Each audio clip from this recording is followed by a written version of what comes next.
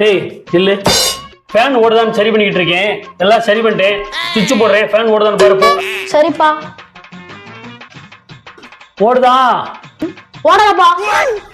இப்ப இல்ல. இப்ப ஓடுதா? ஓடலப்பா. என்ன டேய் இப்ப ஓடுதாடா? ஓடவே இல்லப்பா. என்ன அப்படி சொல்றேன்? என்ன ஓடலன்னு சொல்றேன்? என்னடா இந்த தடவை ஓடுது? இங்கப்பா ஓடுது. அது அப்பதான் சுத்திட்டே இருக்கு. நம்ம தான் நம்மளோட எப்படிப்பா ஓடும்?